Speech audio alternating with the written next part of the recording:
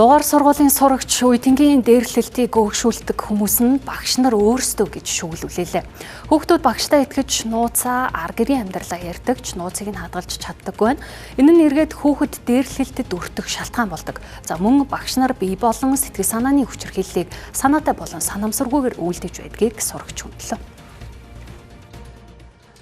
Дугаар сургуулийн сурагч багш нь хүний эрхийн мэдрэмжгүй хандаж байгааг шүүмжилж сургуулийн удирдлага холбогдох хүүхдийн эрхийн байцаагч нарт хандсан ч асуудал нь шийдэгдэхгүйгээр үл барам тухайн хүүхдийг буруутгажээ. Түүнчлэн багштай итгэж ярьсан яриа сургуулаар тархаж түүнийг нь мэдсэн ангийнх нь төдийгүй бусад ангийн сурагчид хүүхдэд сэтгэл санаа бие махбодын хүчирхийлэл өвлсөн байна. Улмаар тухайн сурагч сургуулаа солихоос аргагүй болж сургуулаасаа шилжжээ. Тухайн үед бол яг нөгөө сургуулийнхаа ганц хоёр тодорхой хэмжээний хүмүүстэй уулзсан. Тэгэхэд бол ерөнхийдөө нөгөө сургуулийн одоо нөгөө зүгээр эвлэрүүлэн зурчдаг үг ил гэдэг ерөнхийдөө нэг тим юм байдаг. Яг нөгөө тухайн багш дээр бол нэг тийм хариуцлага аавна дээр яг нөгөө тухайн хүүхдүүд дундаа яг юм эрг сургалт дээр орно гэсэн юм бол аахгүй. Ерөнхийдөө нөгөө эвлэрүүлэн зуршлыг за тухайн багш нарыг уулзаж үзье. Ерөнхийдөө тийм юмнууд байдаг. Тэгээд тухайн асуудлыг ерөнхийдөө гаргаад яриг ингүүд сургуулийн эр хүн гээд ерөнхийдөө тийм юм айгуу урдаа тавьдаг. Тэгээд тэр үед тухайн асуудлыг гаргаад ярил буцаад хүүхдүүдээс илүү багш нар нь бүлийдэж нөгөө дарамтлч дүнгээр боон эсвэл нөгөө анги дотор орж ирэх тухайн дахиад нөгөө асуудал маань ярьдаг. Энэ бол хүчирхийллийг таслан зогсоох үүрэгтэй багш нар өөрсдөө хүчирхийллийг дэлгэрүүлэх үндэс болж байгаагийн нэг л жишээ. Иймээс багш нарт энэ төрлийн боловсрал ойлголт өгөх шаардлагатай байгаа юм а.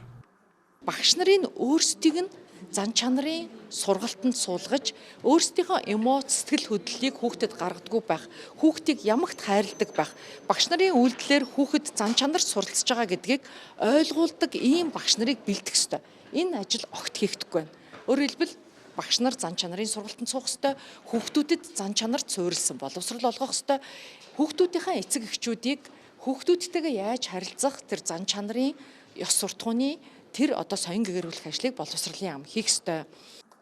Харин улсын хэмжээнд багш бэлтгэдэг Монгол Улсын боловсролын их сургуулийн хувьд багшаар бэлтгэж байгаа хүмүүст хүүхдийн эрх хамгаалал болон сэтгэл зүйн хичээлийг ордог хэмээн мэдгдлээ. Мөн энэ хүрээнд хөтөлбөрөөр шинжилгээр төлөвлөжээ. Тэгвэл өнгөрсөн жил хүний эрхийн үндэсний комист хүний эрхийн зөрчилтэй холбоотой 1400 гаруй гомдол мэдээлэл ирснээс 7-8% нь хүүхдийн эрхтэй холбоотой зөрчил байжээ. Харин ерөнхий боловсролын сургуулийн багш нартай холбоотой гомдол мэдээлэл ирж байгаагүй гэлээ. Мэдээж одоо хүүхдийн биед гэмтлийн зэрэг тогтоогдвол энэ эрүүгийн болон зөрчлийн үйлээр зохицуулагдаад явна.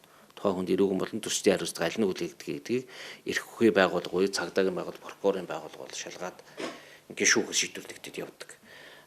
Ихэнх тохиолдолд нөгөө хүүхдийн биед ямар нэгэн байдлаар одоо гэмтлийн зэрэг тогтоогддоггүй нөхцөл байдаг. Гэхдээ тухайн хүүхд халдлагад өртсөн.